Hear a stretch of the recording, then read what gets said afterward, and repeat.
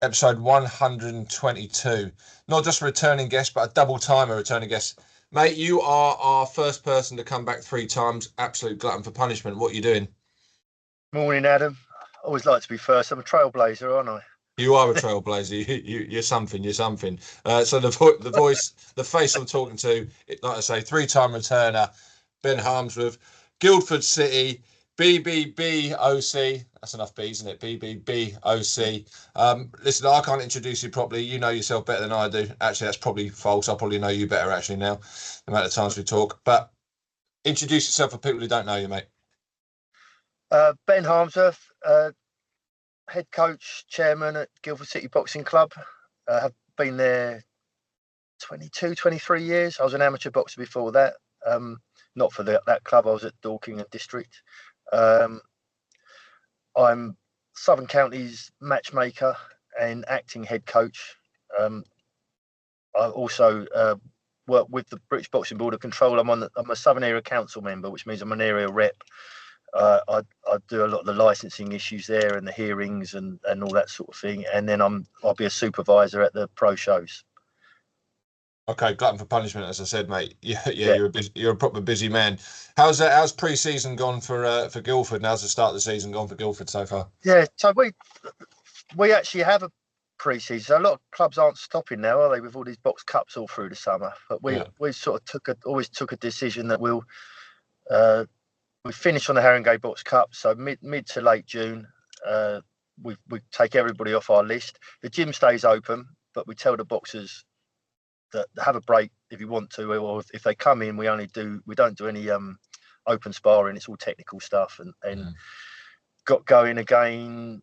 When did we get going? Start of August. So we're up and running. We've got a few in the development. So we were out last week. We're out again on Saturday. We've got 3 in the Southern Counties final. And I'm knackered and fed up with it all already. It comes around too quick, doesn't it? I love it. We all love it, don't we? But it takes over our lives. Yeah. Bloody hell. I think everybody just resonated with that straight away. Okay, so you've just dropped some big old news concerning Goodwin Boxing teaming up to provide platforms for amateur boxing. So pray tell, mate, what's happening here? Yeah. So in 2022, I think, 2023 maybe, 2022, 23, we teamed up with Goodwin. Goodwin Boxing professional boxing promoters. Steve Goodwin's the leader of the organisation. They've been putting on professional British Boxing Board of Control shows at York Hall for 13, 14 years.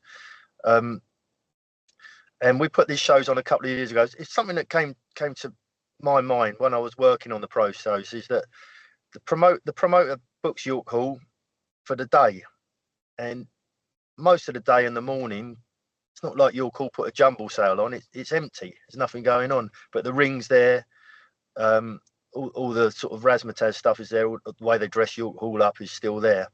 And I thought, could we do something? Could we get an amateur show on during the daytime?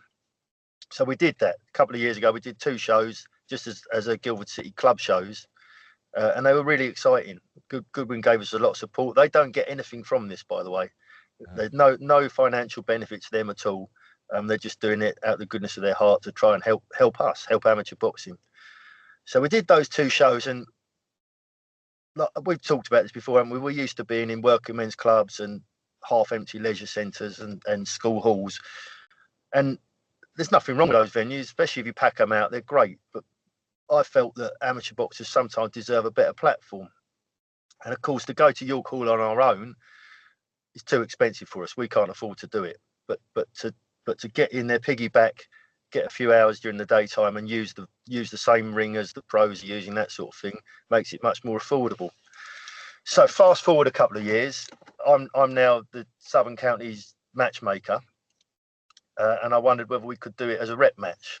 So use York Hall as a rep match. So spoke to Steve Goodwin. He didn't hesitate, agreed straight away. Run it past the Southern Counties, and we've agreed a rep match with London. So this is a little victory for us already as a region. Southern Counties are hosting London. I've got to keep telling them that, reminding them that.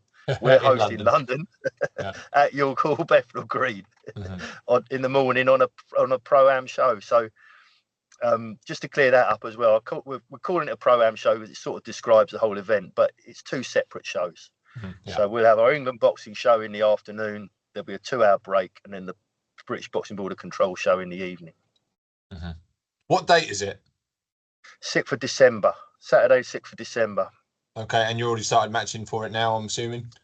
No, not yet. Not Too yet. early. They'll all fall through, won't they? Yeah.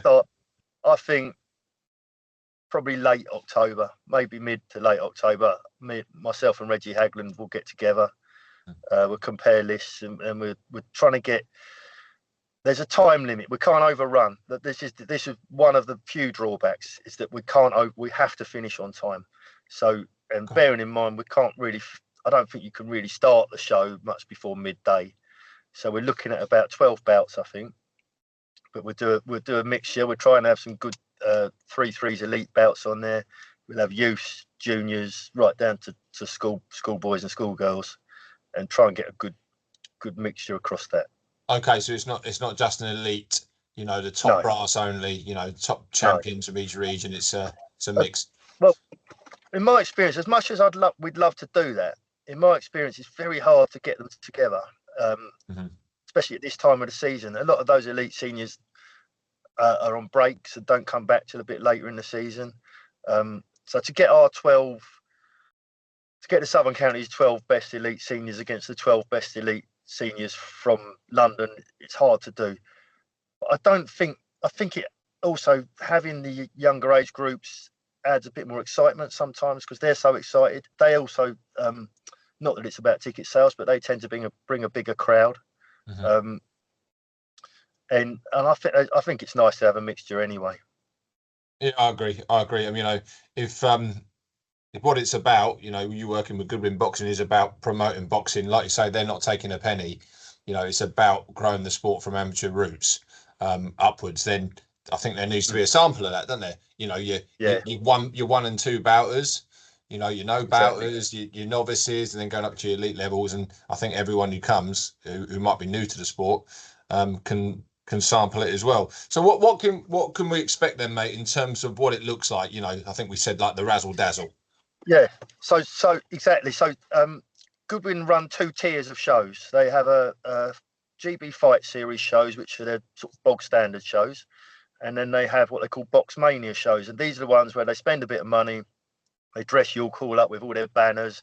They have a walkway for the ring walks, a runway, sort of raised runway.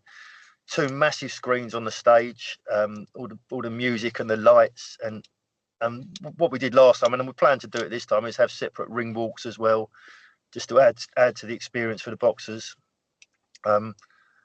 So yeah, I mean that's the key. That this is their Box Mania shows. They're sort of high profile ones. And and if you look at, obviously, pro boxing do it well because there's finance behind it. Yeah. White collar often do it really well. Exactly. Because there's finance behind some of the companies that work with that. Unlicensed, there's all this kind of sponsorship and all this, and I think we even mentioned things like Misfits. There's massive money behind it, but there's not behind what we do. So I understand why we haven't got flamethrowers, going off left and right, at your normal, church hall somewhere. I get that. But do you think there's actually still a space there where we could, speaking to the right people, getting the right people to help us, actually add this razzmatazz in general shows? I don't know whether we want it at every show, because you build people up from a low base, but as you said, we don't have any money, do we? We're all doing this for free. We're all our shows. We had our first club show of the season a couple of weeks ago at a new venue, which worked really well. We tried very hard, but these shows cost us between £2,000 and £2,500 to put on, all in.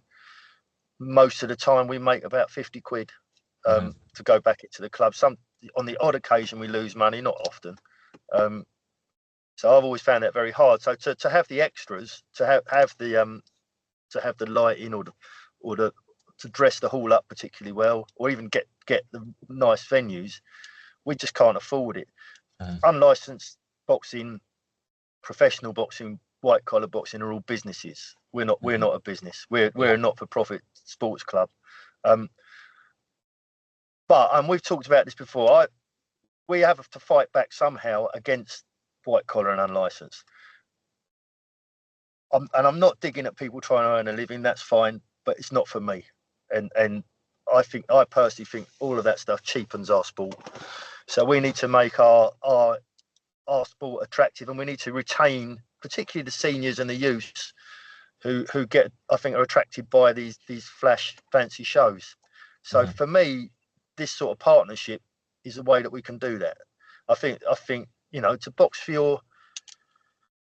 your region at York Hall, Bethnal Green, with all the bells and whistles, that's got to be better than going to some unlicensed show somewhere, surely, hasn't it? Yeah, that you could call it the heart of English boxing, can't you?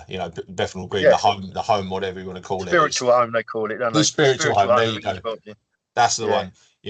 So that does make sense to me. And I think there's also, if you're boxing in church halls, and you've all got to do, as an amateur boxer, you've got to do your apprenticeship, shall we say? You box in a church hall, a leisure centre somewhere, some small little place, all this kind of stuff. Eventually, if you are progressing and you do want to go pro or be a successful amateur, you're going to start boxing in some sort of more salubrious areas, aren't you? Yeah. So I think there's the fact that you've got the lights and the razzle dazzle sticks that little bit of extra pressure on the boxers. It's actually sort of a progression psychologically to box on those shows. What do you think of that comment? Well, absolutely. When we had the two shows there before, most of the boxers had never even been there. So they'd heard about it, they'd seen it on the telly, but they'd never been there. And they walk into this bigger venue with all their friends and family there, and as you say, there's just a bit more about the whole show. With it adds that bit more pressure. And I think they all rose to it last time, I can't remember one that didn't rise to the occasion. So what's the phrase everyone says now? Pressure makes diamonds. Yeah. That's what everyone says it. I've said it now, bloody hell. But it does. I think they rise to the occasion. And then if you've got ambition to go on, to the bigger stage and fight at high level championships or then turn pro, this all adds to your experience. And actually, we had, I think it was the first of the two previous shows we did there. We had our Joel Bartel headline the show, boxed for the Southern Area Belt, which is what the England Boxing were doing at the time. The area belts. So Southern Area at the time was London, Southern counties and Western counties. Who did he box against on that day? Can you remember? Boxed. I can. I mean, mine's gone blank because he's turned pro now as well.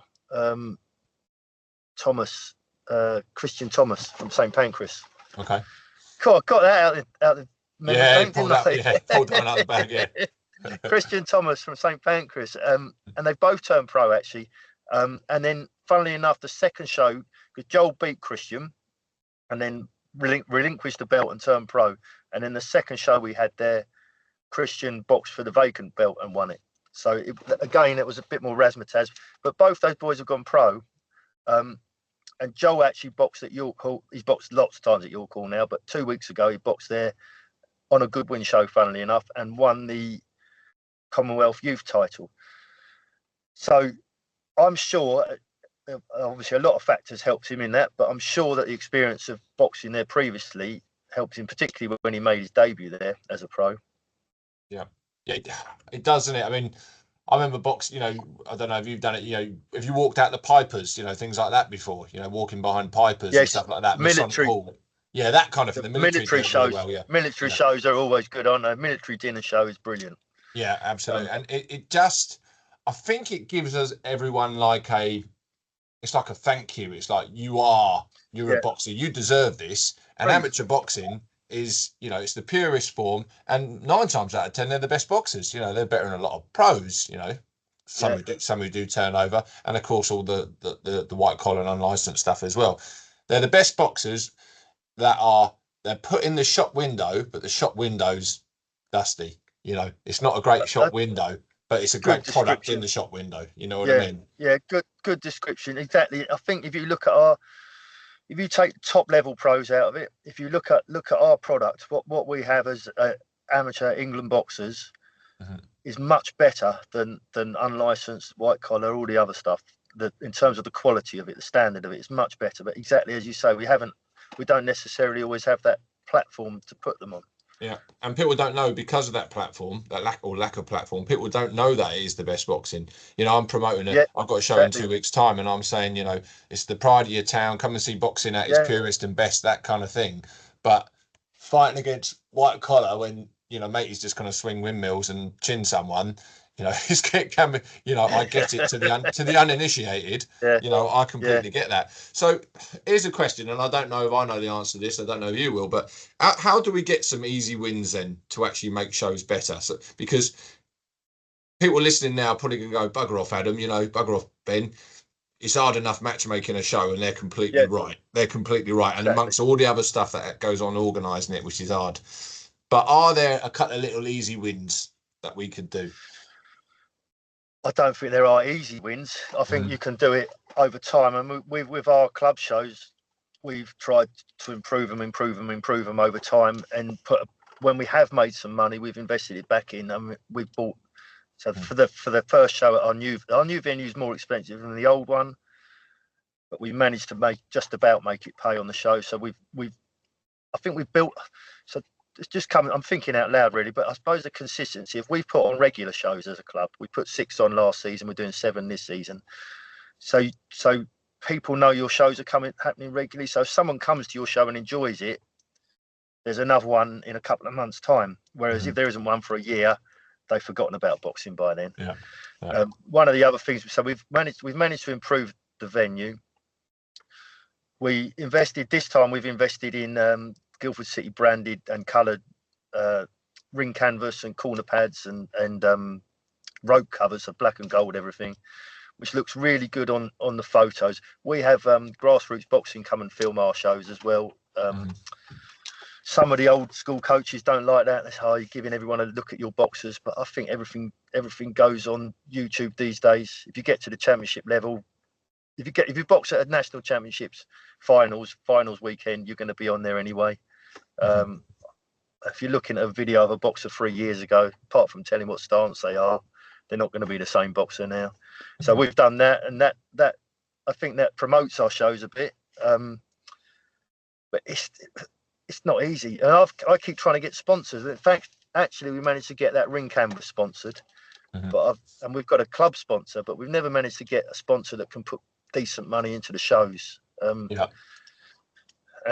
money's, as much as I hate to say it, money is what would make the difference. But we're an amateur sport, aren't we? People can't get their heads around, Adam. People can't get their heads around the time that the likes of you and me and all the other coaches and people involved give for free. They cannot understand that we're not getting paid for it. Yeah, absolutely. I think I've mentioned it maybe a couple of times in other episodes, but you know, my mates are all they're all a bit older than me, but they're 2, 3, 4 years older than me, but they're all successful professionally. So sort of pushing 60. yeah, 80 tops, 70 miles an hour. But they're all successful. They're all switched on, good lads, good people, professional, and they're all making good money, much more than what I'm making. It's still, when I say to them, sorry, I can't make that because I've got a show in Portsmouth, I'm going up to London or whatever, I'm doing this, or I've got a trainer, I'm taking these boys sparring or whatever. They still ask me the same question, even though they answer. So, what do you make from that? I said, I don't make a penny from it. Most of the time, it'll cost me for petrol or wear and tear on my car, blah blah blah, all that kind of stuff, and they don't get it. And it's not me trying to be this magnanimous kind of fixed to society. They don't get it, and of course, I get something from it massively. Otherwise, I wouldn't do it if I didn't get anything from it. But they don't get it, and I just think there's this space, Ben, where we need to, like we're doing now with this podcast, hopefully, is just showing people that, hold on, it is for free. It is to develop the communities and develop people, through the sport of boxing. It just happens that it's boxing, and they don't get it. But we just need people to realise, if you invest in what we're trying to do here, it's making our community better without sounding wishy-washy and too cliche. No, it does. It bloody is. You know? Of course it does. It changes lives, doesn't it? It gets people on the right track, keeps people out of trouble. Even people that aren't in trouble, it gives you skills that you can take into the rest of your life going forwards. And I totally agree. And actually, I'm thinking about it as well. I was saying it. Our new venue is a town centre venue now, so we're right in a high street. So people, even when we did our show the other week, people walking past noticed us. We were much more visible. So you're not hidden away in the back room of a working men's club, which are actually some of the best shows you ever go to in working men's clubs. That's not a criticism, but you're not hidden away places like that or out of people's sight. So that was a plus to us that we hadn't really thought of being in the town centre. But equally, as you said, putting podcasts out like this and trying to publicise things, and these kids are training extremely hard in the gym. They're training like professionals in any other sport. And we all know the blood, sweat and tears that they go through and we go through as coaches. So I agree. We need this. This is all comes back to we're putting this show on to try and give people the platform they deserve. Yeah, absolutely. And if it does take a little bit more razzmatazz to compete, and again, I'm not doing the whole we're not doing enough, because that's absolute the opposite. We're doing more than enough. But if there are little things that we can do and go, bloody hell, that was a nice little touch. For example, one thing we often do, and I just reminded myself I need to rebook the geezer, is we get someone singing at the interval, because often you get these big light heavyweights, and good standard 3-3 boxers, but everyone's buggered off after the interval. You got 15 bouts. They've all gone after bout 9 because they've gone home and they want to get out. And you've got these top boxers boxing in front of 20 men and their dogs. Whereas something like a singer, it could help, couldn't it? A little singer. I really liked him. He was great. We'll stay and watch the second half. Little wins, perhaps, but it all depends on the situation. But you've always done this. You've always tried very hard with your shows and invested back into them, and does give them that good platform. But the interval thing is an issue, isn't it? So I always try. I know the traditional thing is to run your show in age order and then have your elites on last. But what I've tried to do these days is, if I've got a decent 3-3s elite contest, and normally we might have 1 or 2, is I get them on first bout after the interval. And again, it does tend to get people then do tend to stay. But I just missed a call there from someone. So we made this announcement. I reminded people yesterday on our Southern Counties WhatsApp group, and I got inundated from messages from people. I've got a boxer I'd like to put on that show. I'd like to put it on the show, which is in one sense is fantastic that everyone's excited. But people have got to understand we've only got 12 bouts, so we'll do our best. But if we can pull this one off, if we get the support and pull this off, and one of the keys is that we can't have York Hall empty. We need to have good support in there, which I think we will. It's not far from the Southern Counties, is it? And we've got the London boxers in there. If we can pull it off and make it a success, Steve Goodwin's happy to do these again in the future, make them a regular thing. Have you got someone kind of like, I know Grassroots are there, aren't they, filming the bouts? But have you got any sort of filming of like the razzmatazz part as well? They're walking in the ring, so they're capturing all that bit as well, or is it just set up to watch the bouts? I haven't got that far yet. we will do. Unfortunately, Grassroots probably won't be coming to this one because Goodwin have their own media team. Okay, so, right, fine. So I'll be talking to them about sorting that side of it out. But yeah, exactly. We need to sell the ring walks and all that sort of thing. Yeah, show the whole show. Yeah. Okay. Oh, by the way, for the show, Golden Ring aren't available. By the way. I think they will be. That's a little private joke. That's a little private joke. Just to explain that. So we have, like most of the regions, Southern Counties have a WhatsApp group that originally I think was for matchmaking, but it's now used for all kinds of information. And people announce that they've got a show on there. This is my little bugbear, actually. They say, "Oh, we've got a show." I know where you're going with this, but keep going. Who's available? And you get 1,000 messages of people, we're available, which I I get, particularly if you're a club if you're not that active and you're trying to be active, I get it. But I would think two things. First of all, as an amateur boxing club, I sort of expect you to be available, really, mate. and secondly, I don't think I've ever matched the show just from the people who say they're available on the WhatsApp group. I look on Warrior, see what bouts go, and contact those people. I don't think, oh, hang on, 3 weeks ago they said they were available on the WhatsApp group. so me and Stuart Gill have a little wind up. Every time someone puts it up, I say that they're available, and he says that we're available.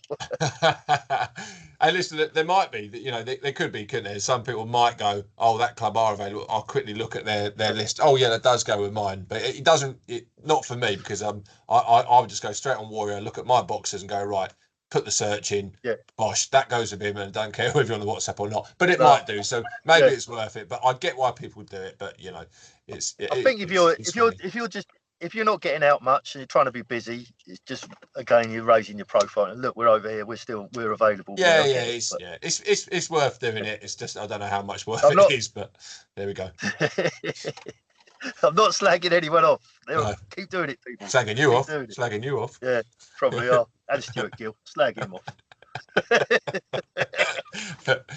No, but I think what we're saying is, you want to. Some people will look at that and go, well, that club are available, so I'll quickly jump on, and it might make bounce. So it's worth doing it. I don't do it myself, but because I'll just go straight on Warrior, and that's how I work. But like we said in here we go, episode 15, mate, matchmaking, episode 15. This is episode 122 now. How you matchmake, everyone's very much different. And how you get to the end point of making a match is very much different. But a little shout out to that one. If you want to go back and listen to Ben prattle on about matchmaking, once is enough, innit? They listen to this, they're not going back. Exactly. Well, actually, I've just done a little post now about it. You might not have seen it. It's just gone up on social media on Instagram. So episode 15 is me and Ben talking about matchmaking, and then 84, mate, was representing your region. Which has a similar sort of crossover now. Anyway, so listen, mate, last part now then. So just bring it back to summarise. So remind me, when's the show? Last little sell for the show. Go on. Fill your books. Okay, so it'll be 6th of December. So what's that? 2 and a bit months away. That's a Saturday. York Hall, Bethnal Green, spiritual home of British boxing. It's we haven't finalised the times, but I would imagine the amateur show is going to start at midday. 12 high quality, all my bouts are well matched, aren't they, Adam? 12 well matched, 12 well matched bouts. We're not matching for wins. We're matching for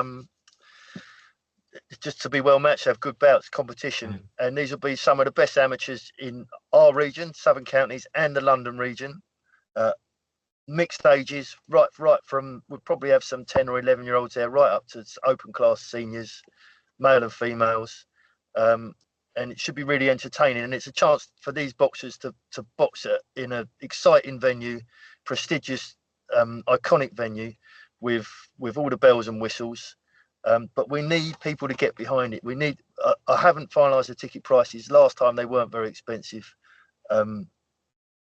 But if people don't come, we won't be able to repeat it. But let's get in there. Let's create an atmosphere and showcase what we can do as England boxing amateur boxers. Brilliant, mate. Love that. Absolute salesman as well there. And again, a little bit of sunshine up your backside, and you're going to sit there really uncomfortable, especially if sunshine is going up your backside. But keep doing a great job, mate. The Southern Counties are massively advanced because of what you do. Anyway, enough of that. I'm not going to talk about that. Thanks, about you. Yeah, because you're screaming. Appreciate that. Yeah, because then I'll just slag you off in the WhatsApp group in a minute anyway. But talking of WhatsApp groups, Eastbourne available, Golden Ring not available. Done. Send. Okay, sorted. Lovely. Just so you know, just so you can match us now. Yeah. And John at Horsham, you've rung me 3 times during this interview, so I do know you're available. But post it on the WhatsApp. I've got it. I'll have a look at it. Brilliant.